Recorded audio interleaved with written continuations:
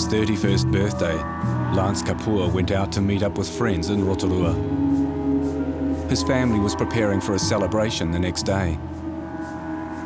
He never met his friends, and his birthday would come and go without him. Lance Kapua had simply disappeared and was never seen again.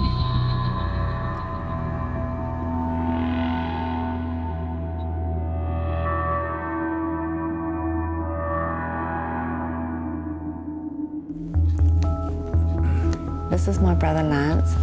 Oh, he was such a cute baby. While he was at school, he was very sporty and he did well at school, extremely bright at school. He was very cheeky. I was the eldest, he was the next one after me, and he used to tease me all the time.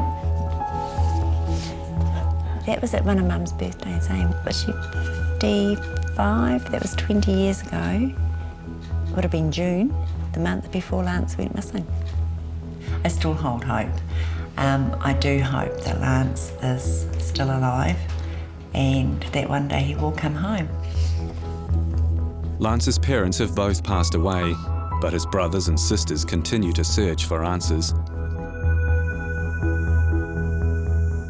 Along with Albert Schuker, one of Lance's best friends since third form at Edmund Rice College. I don't think there was anyone that he ever met that didn't like Lance. He was a pretty intense kind of animal. He could be, he could still pull a prank on you, but he was quite quiet and reserved in a way. The pair enjoyed a strong friendship and stayed in touch despite going on to different universities. Until now, life for Lance had been good, but during the holidays, Albert and another mate noticed disturbing changes in their normally happy friend. He had developed a peculiar outlook on things, kind of a bitterness, I think. We were travelling over to Tauranga, I think, and just as three guys, and Lance said something about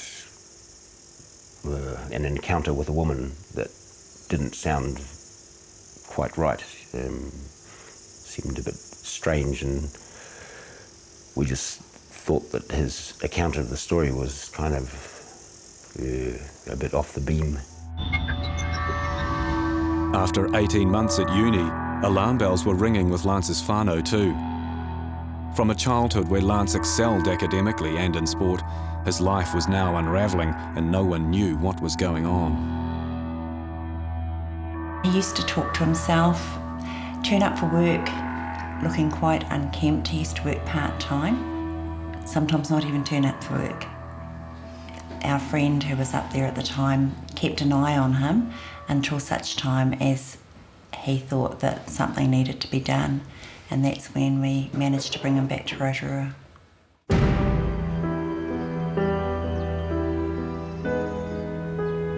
The whānau brought Lance home to Whitaker Road. He lived in the sleep-out, and his mum Polly and younger sister and brother kept an eye on his increasingly bizarre behaviour. He was quite difficult to live with and handle. He would talk to himself constantly. He would see things, try and protect my mother and my sister, who was also living there at the time, from things that he thought were there, but they weren't there at all. He generally wasn't violent, but he would use force in his efforts to protect them. For 6 months, the family coped alone with Lance. It was really traumatic because they could see that there were things not right with him, but they weren't getting the help that they needed. But one incident provided the catalyst for help. He stole my brother's vehicle and went down to Wellington. So we reported the vehicle missing, and as a result of that, we were finally able to have him assessed and basically committed, I think. Lance was handed down a diagnosis, paranoid schizophrenia, and heavily medicated. For a decade, he was in and out of hospital, on and off his medication. If he stayed on his medication, he was really good. But he didn't like his medication and he would constantly go off the medication. Then he'd go off the rails a bit and then he'd be made to go back onto the medication and he'd come right. So it was a continual roller coaster. Then on the Saturday night of July 1st, 1989, as his family were preparing for his 31st birthday celebrations the next day, Lance went out and never came home. Most weekends on a Saturday night, Lance would leave home around about 10 o'clock and walk into town, and he'd go to the different nightclubs and hamburger bars and stuff like that. This man was part of Lance's schizophrenia support group and spent many days with Lance at Rotorua Hospital's psychiatric day unit. A few support group friends planned to go to a dance on the Saturday night Lance disappeared, and Lance was keen to go too. He tried to put quite a bit of pressure on me to pick him up. And at that stage on the Saturday morning, I couldn't go to the dance floor. I couldn't afford a pair of shoes. And my mum turned up later that morning and took me down to a shoe shop and got me a pair of shoes, and I did go. But I did say to him on the phone, you know, I'm probably not going to go, but if I do go, I'll meet you there. And he didn't turn up that night, and I went home. And I wasn't concerned about it. I thought he must have gone to another nightclub somewhere where it might be all the rage.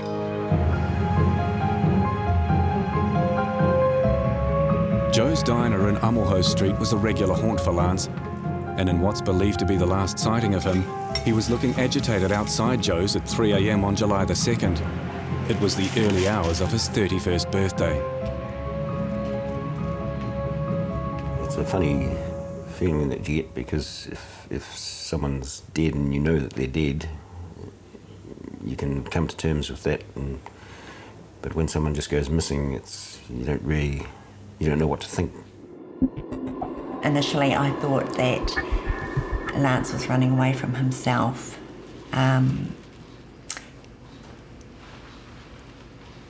The person he had become.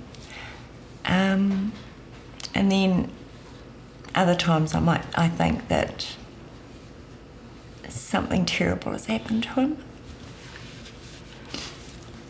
I don't know. I just don't know, and I wish I did. I just wish I knew where he was now.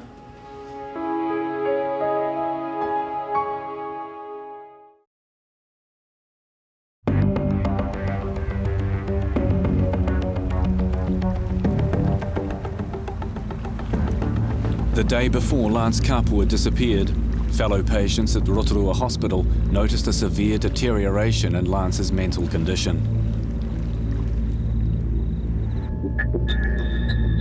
That particular day, he was so bad. I was standing next to him, and he wouldn't stop talking to himself, and he was nutting out pretty bad. I was freaking out. He was staring into space all the time. I know one of his hallucinations was there was snakes going up his legs and arms, and he saw poisonous spiders, and I was asked to take him home. And I took him home and I had to show him where the back door was because he was freaking out. And I took him inside and I couldn't sort of help him anyway, and there was no one else at home, and I got in the car and went. That was the last time he saw Lance. The following night, Lance went to town and never came home. When he didn't come back on that Saturday night, it was quite upsetting for my mum and the rest of the family, because we had planned to have a bit of a celebration for his birthday. She realised round about 9 o'clock on the Sunday morning, Lance would normally come in and have breakfast. He hadn't come in, so she went out, and his bed hadn't been slept in. She left it for an hour or two before contacting me, and it was basically from there that the family started to get quite concerned because it was so out of character.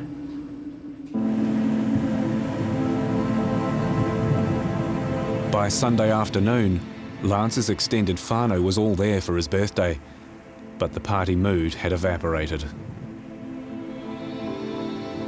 I also rang the police that afternoon, but they told me that we would have to wait at least 48 hours before calling him missing.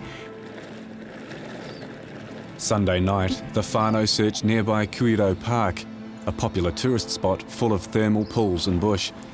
It's on Lance's route home. And we started going through the bamboos and the hot pools, checking it all out, you know, right through the whole place. And we just didn't sort of come up with anything. And then it was the next day, it started to become a bit more urgent, and it was on the Monday afternoon, I think it was, that I actually rang the police again, and they seemed to take me a little bit more seriously. And then by that time, more family had come from Tauranga, and there was just so many people around, you know, out looking for Lance. Over the next 2 weeks, whānau and friends searched parks, the CBD, and empty sections near Lance's home.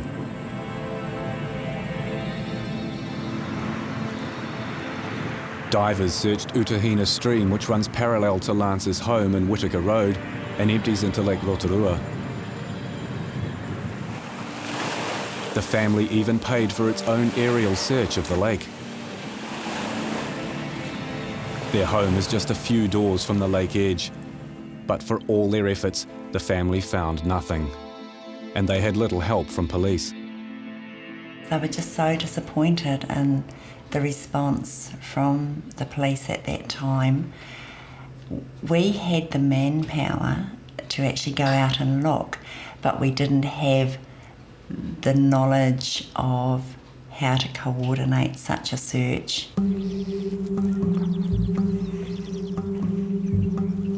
Detective Sergeant John Wilson was not in Rotorua at the time, and he wants to take another look at this cold case. Well, a missing person report would probably have been taken, and that would most likely have been about it. There would have been hope that he was going to turn up.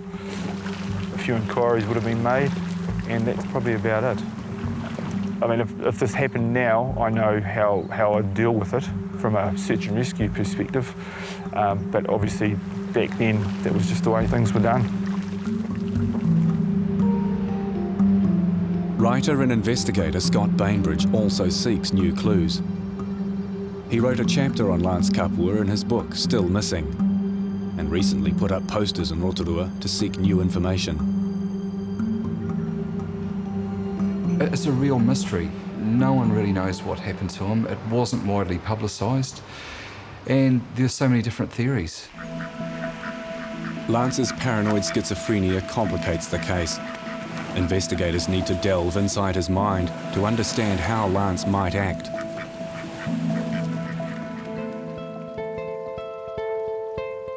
To help begin the new investigation, Schizophrenia Fellowship Chairman Dr. John Grigor sheds light on Lance's mental illness. Paranoid means persecuted or grandiose. It's got both those meanings. So people with paranoid schizophrenia, which is a disorder of the brain, would have grandiose or elevated ideas about who they were. Some might think they were Christ or some very important person. But mainly they'd be pretty suspicious about their external environment. They could cope with a small number of people in the room, but if a large group of people were there, they'd be trying to suss out who was against them or for them. And that would totally destroy their concentration and their ability to get on. Lance had just come out of Tukanui Hospital, and medical records show he was doing well. He was now under assessment as a day patient at Rotorua Hospital, pending discharge. But here there's confusion, because Lance thought he was being returned to Tukanui. Before he disappeared, he was very much in the state of mind where he didn't want to take any more drugs, any more of his medication. And there was also talk of him returning to Tokanui, which he absolutely hated, and he just did not want to go there.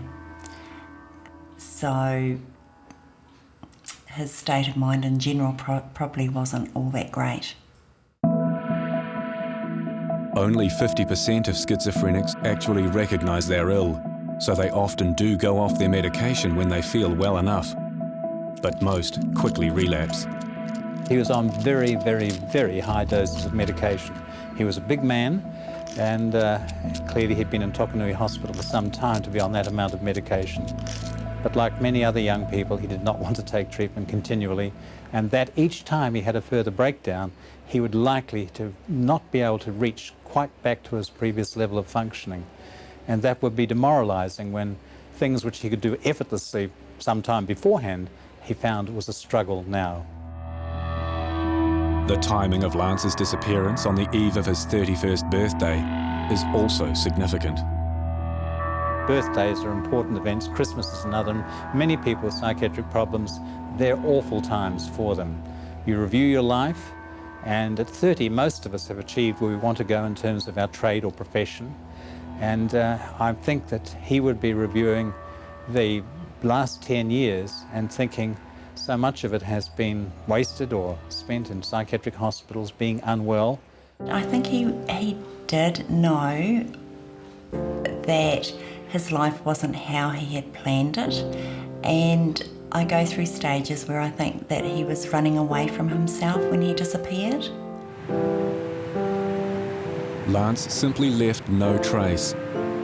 One of the leading theories is that he fell into a hot pool on his way home and his body quickly dissolved away to nothing. To find out whether this could have happened, investigators will carry out an experiment with a pig carcass over the next 3 days.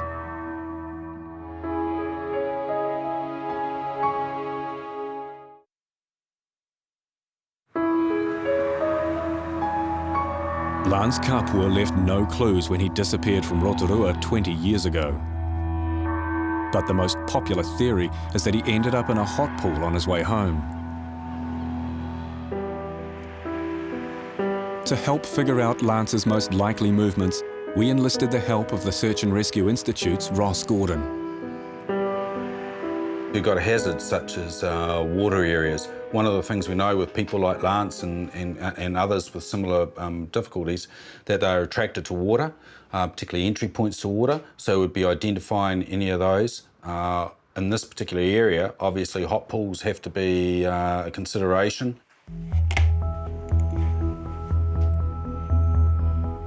Ross will use computer mapping to define the most likely area Lance's body would be found in if he'd died from suicide or an accident. The starting point is where Lance was last seen, outside Joe's Diner in Amoho Street. What we do then is draw on the 25% circle or area of probability. And for a depressed person, that would mean depressed suicidal, that'll be found within 100 metres of that last known point. And then we know then also that 50% are found within 500 metres. So what we do is add that on as well. We add on the 75% chance as well. And within the area of Rotorua, we've identified, just using statistics from previous operations, the 75% area of probability of locating him. And then what we do within that is, acknowledging that a home is probably his most likely destination, is we actually draw on the route from Joe's Diner, his most likely route home. And by doing that, that provides us a real focal point to us to identify the hazards that run off that. And there are a number of hazards along the way. They include Kural Park, where there's obviously the bushes. There's also the hot pools. The river, where he has to cross over the river before turning right down Whitaker Road. That would be another area which would be may trigger his thoughts.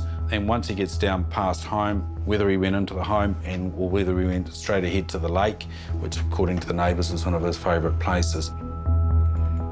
So within just a couple of minutes, Ross significantly narrows down the search area. He used statistics showing most missing people who are identified as despondent are found close to their last known sighting or their home. He's also identified the main hazards: Utahina Stream, Lake Rotorua from the end of Whitaker Road, and geothermal pools in Cuido Park. If trained search and rescue teams had come through at the time, they might have been able to confirm if Lance had gone into a pool. What we would do is have the trackers come around and check around the edge and just look on the ground here, see whether anyone's climbed over, and then just the visual search of the mud, etc. around there would tell you whether anyone's been in. So we don't actually have to search the hot water.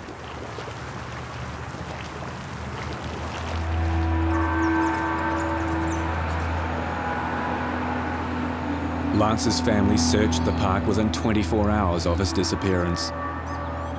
But if Lance did end up in a hot pool, either by accident or suicide, would searchers find a body?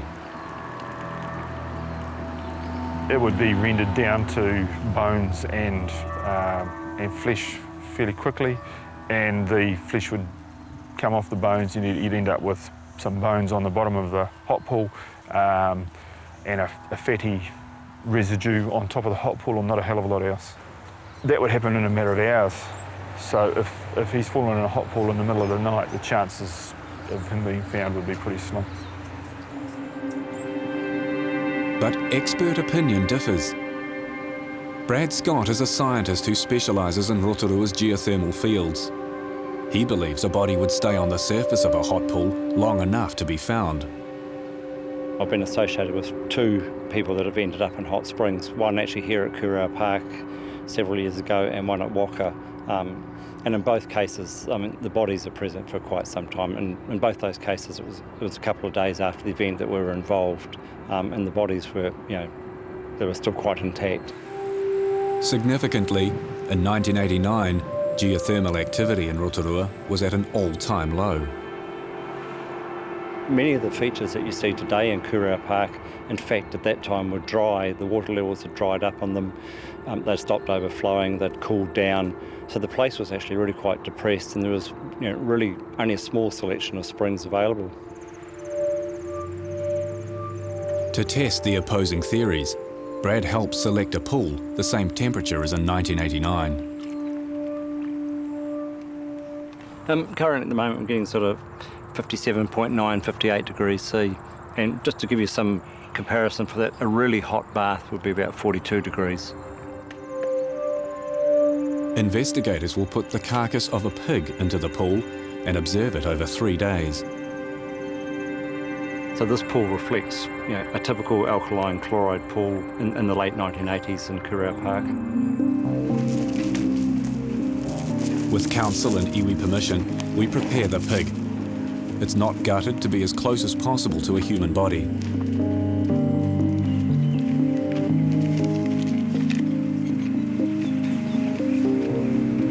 But first, Rotorua District Council scientist Peter Brownbridge must test the pool for lethal hydrogen sulfide.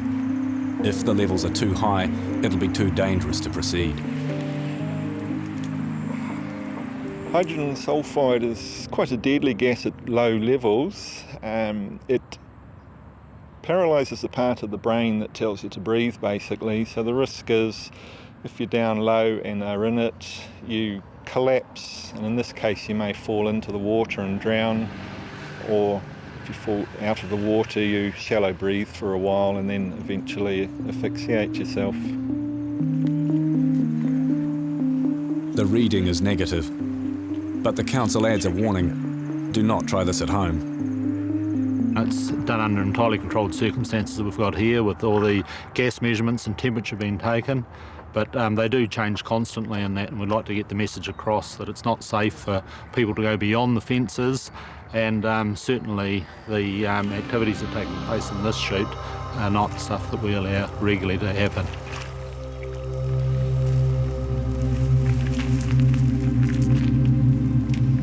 We'll closely observe the pig over 72 hours. It will be under constant guard to ensure no interference.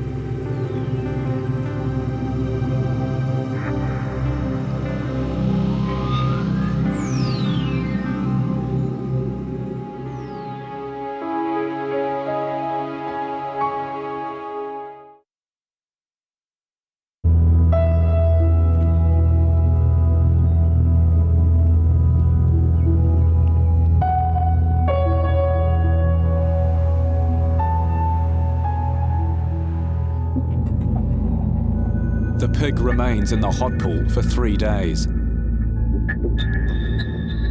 The carcass bloats and stays afloat the entire time. It leaves some fatty deposits in the water.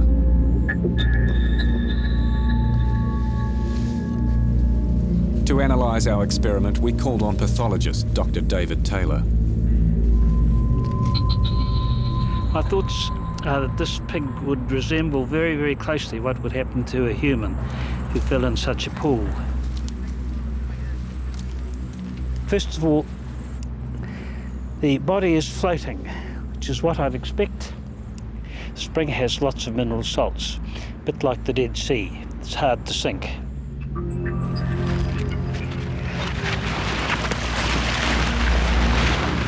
Secondly, there's some evidence of decomposition. We can see a distension. The appearances are much what I'd expect to see in a human.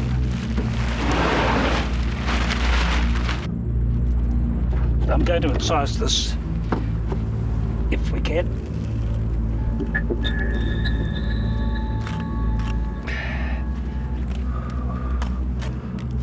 I think because of the mineral water has acted a little bit as a preservative.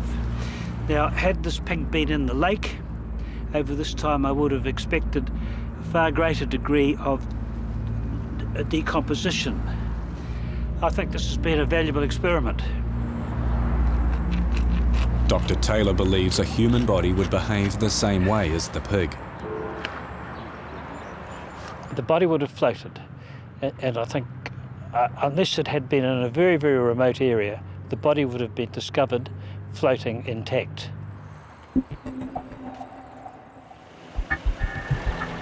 If Lance had met his fate in a hot pool, whānau searching the park would most likely have found him, so this theory can be ruled out.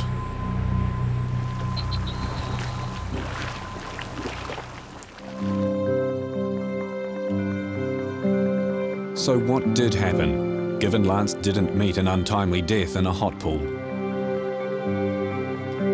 The theory of Lance possibly living on the west coast came from both his mum and dad, but independent of each other, they sought spiritual guidance, and both psychics said to his parents that he's in a happy place, he's living in the South Island on a commune in the remote part of the west coast. I think it's possible. I think if Lance was running away from himself, he could very well be down there, and he may just think, well, you know, I'm going to start a whole new life, and this is where I'll stay.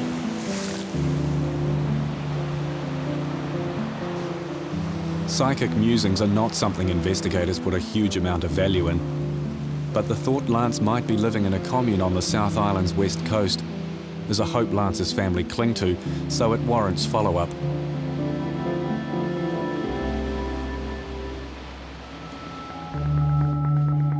Sometimes you can see just what you want straight away. Other times, just a little bit more tricky. If Lance was alive today, he'd be 51 years old. So we asked police facial mapping expert Maureen Taylor to reveal how Lance might look now. That's better.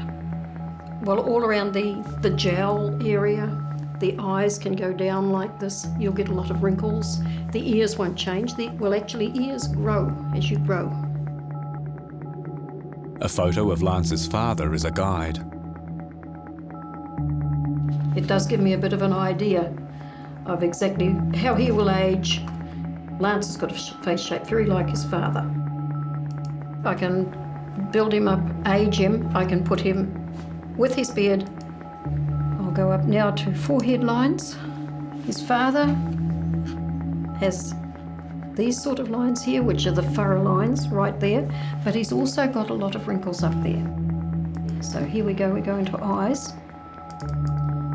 Maureen creates a selection of images of Lance 20 years older. What say we take his beard off him? Scott Bainbridge will take the pictures to show people living on the west coast. He's got that same worried look his father's got.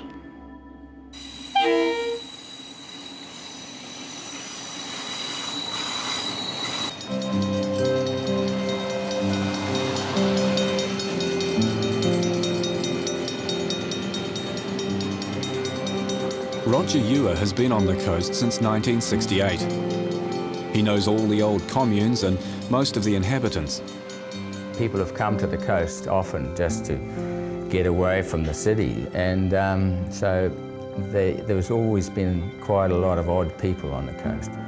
It's easy to disappear on the coast, and people don't ask questions. Occasionally you get people looking, parents. I've come across parents looking for kids and have remembered the persons they're asking for, but they'd moved on, yeah. So this is a photograph of Lance. Scott shows Roger the pictures of Lance to see if it's a face he remembers from the past. Lance would be 51. So these three photos here look as if he's pretty clean cut. Whereas these two down here, I believe, are probably a little bit more realistic because he would maybe a little bit more withered. No, I can't say that I can remember that person 20 years ago, no. Roger suggests trying further north with the remnants of the Fox River commune. 30 years ago, a group of idealists came down from Wellington for a better way of life. Glass artist Ross Smith is one of the few who remain. A lot of us who came down here were very excited about the idea of starting again, doing something different and of our own creation. I've had a look at the age-enhanced ones and the old one of him, and no, he's not a face that's familiar to me. Being part Māori and travelling on his own, yes, he definitely would have stood out, especially if he'd spent any time here. Until the last sort of 10 or 15 years, there haven't been a lot of Māori living on the coast.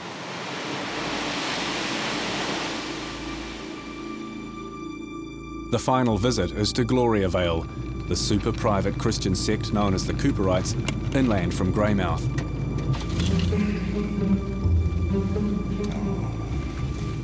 Lance was quite religious, so it's not out of the question that he might have come here. Lost souls are welcome, but cameras, definitely not. So we're just going around the different communities on the West Coast. His family believe that he could be here. Yes. And I guess if he is... but I'm sorry, he's absolutely not here. I've never seen him, I've never heard of him. We're not trying to hide people here. No, that's fine. I gave the poster to the gentleman who came out to greet me and also allowed him the chance to have a look at the age progression images of Lance. I was disappointed with his reaction. I felt that he was more intent on getting me off the property.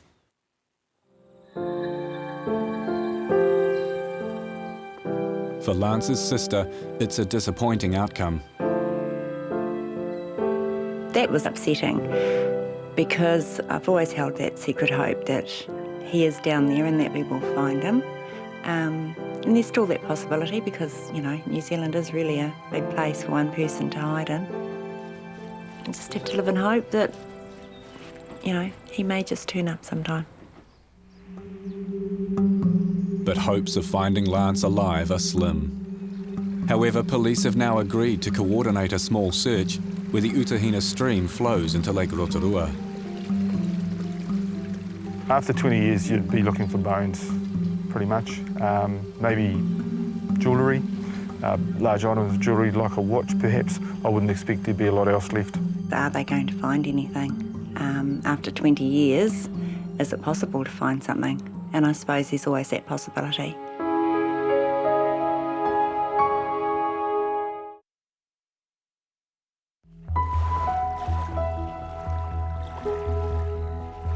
Rotorua Police and Coast Guard volunteers have offered to search part of Lake Rotorua and Utahina stream for any remains of Lance Kapua. I think that it would be a good idea. They probably have more of an idea of how to search. They probably have the right equipment in order to find things as well. So I'll look forward to that date and I'll look forward to the result. All right, thanks everybody for coming along. This morning what we're going to be doing is having a search in the Rotorua lake off the mouth of the Utahina stream. There's going to be a contingent of 4 divers under the command of Nick. You'll follow his lead, and there'll be 2 shoreline searchers, which is going to be Chris and Cliffy. Yeah, so basically what we're looking for is going to be limited to human remains, and that's going to be about it. And I think the main thing to be aware of is the nature of what's on the bottom of Lake Rotorua. It's not the cleanest lake, and if you manage to cut yourself on anything, then there's every chance you'll end up with some sort of ghastly infection. So please just be careful with what you're doing. There are strong reasons to search the lake. A neighbour says Lance went to the lake edge at the end of his street every night. And water and schizophrenia can go hand in hand. Well, I've got many patients who are drawn to a river or to a lake or the sea. I think, this is a really, really speculative, but we were born in fluid, weren't we? And I think we crept out of the primeval slime millions of years ago. I think there's always something about water and flowing water which is thing. And lakes are very spiritual for all Māori. And I think that there is some importance. And we do know that if you've got schizophrenia, the lifetime chance of killing yourself is up to 10%. It's a lethal condition for young people, particularly young males, and particularly young Māori males. It now looks as though suicide is the most likely scenario. Detective Sergeant John Wilson says if Lance went into the stream, the current would take him out to the lake. But once in the lake, there are no currents to take the body further.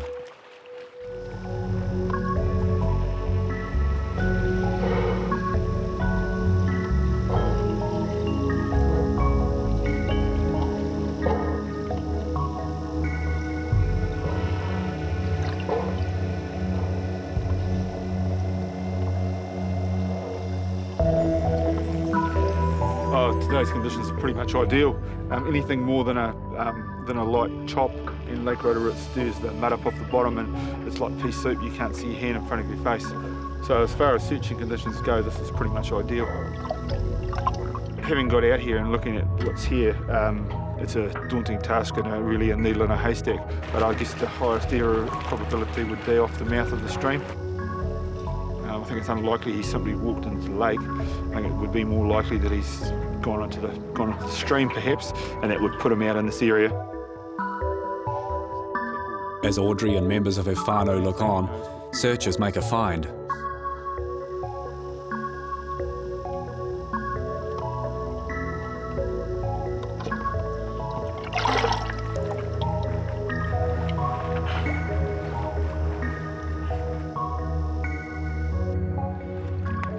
Then, a second find by the shoreline searchers on a sandbar.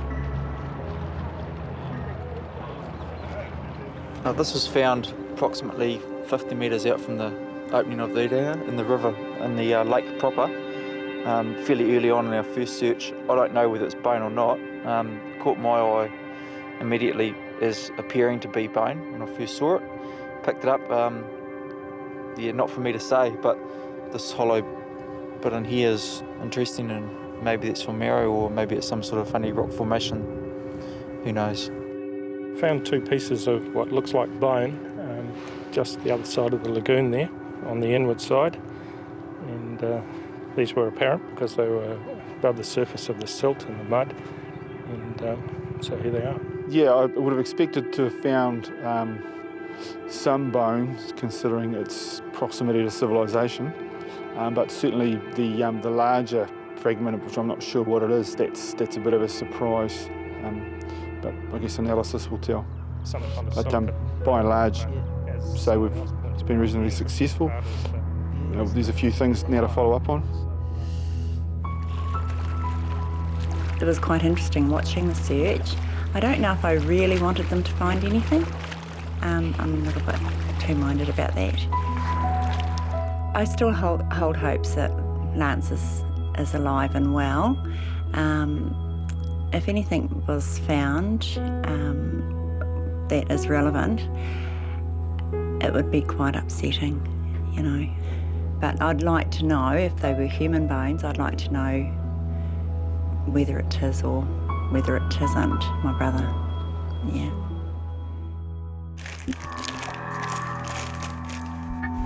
To identify the bones, we've called on Dr. Judith Littlejohn, an osteologist and associate professor at the University of Auckland.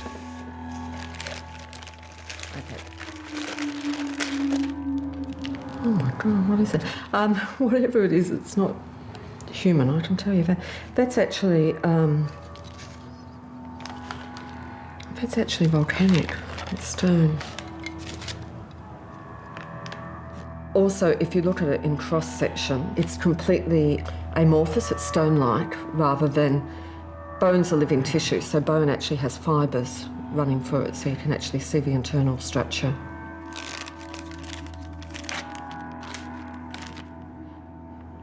Right, so what you've got is two nice animal bones.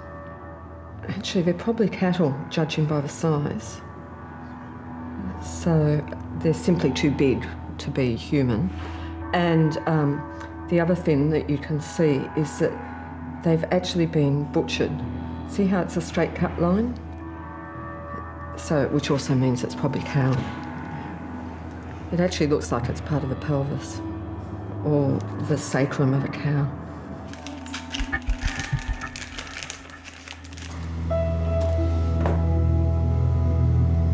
So for Audrey and the rest of Lance's family, there are no answers yet. No, you haven't brought closure, but you've made, you've made an attempt to, and I mean, it's early days yet. Anything can happen. I think 20 years down the track, what can be done and what can be reasonably done has been done. The inquiries have been made down on the west coast, and they've searched the lake and the river. Other than that, if people know anything, if they can just come forward, contact either Scott or the police or even myself if they've got any information as to where Lance may be or what may have happened to him.